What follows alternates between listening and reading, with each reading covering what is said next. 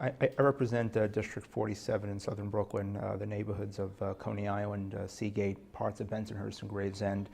We're mostly a coastal community that was really hurt by Superstorm Sandy.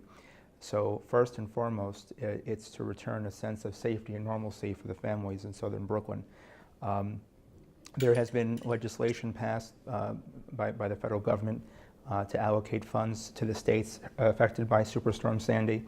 It is going to be our job in the council and with this next administration to make sure that those monies are going where they're supposed to go.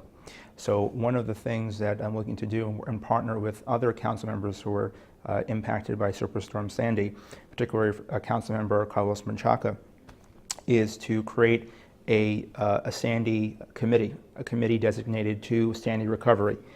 So we can basically make sure that all federal and state funds are allocated to those neighborhoods where they were hurt by Sandy. You know, we still have homes that have been damaged. We still have infrastructure. I know in Coney Island, for example, whenever it rains, it's still flooding.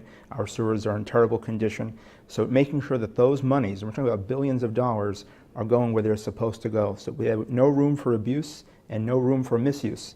We must make sure that these monies are being used to rebuild our coastal communities and also to fortify them to make sure that we're better prepared for future storms. So to me, first and foremost, is a sense of safety and normalcy. I have playgrounds in my district that were destroyed by Sandy that have still not been fixed and rebuilt.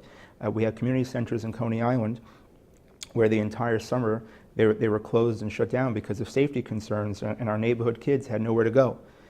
So these, to me, are the most paramount issues to make sure that these monies are being used appropriately, and they're moving, getting into the neighborhoods that were hurt by Sandy, making sure that we rebuild them stronger than ever. And we have to rethink infrastructure as well. I'll give you an example. I have the famous Coney Island beach and boardwalk, right? To me, Sandy eroded the beach, and so we've lost a lot of the beach. It's very flat, which leaves our communities vulnerable for coastal flooding. So to me, people typically think of the beach as a recreational area, but in reality, it's the first line of defense against Mother Nature's fury in the event of another storm. So we really have to rethink and reshape our vision of infrastructure. So I will come at this with a laser-like focus to make sure that we are building and rebuilding in a sustainable way, in a safe way, to protect our coastal communities and to protect the health and the quality of life of our city residents.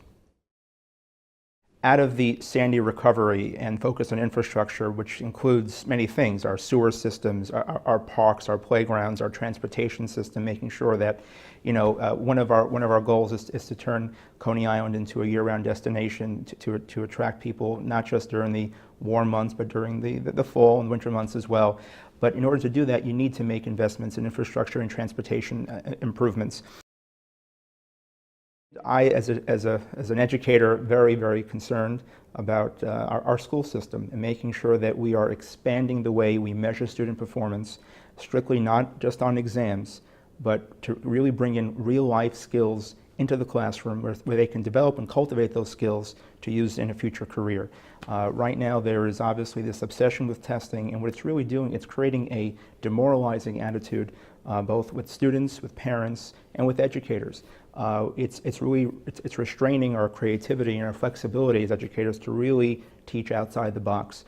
So that, to me, is a very, very important issue, because it's really our kids are our future, but we're also investing in human capital to develop these kids to have skills necessary to be productive members of our society. So I think those are issues that are very important to me.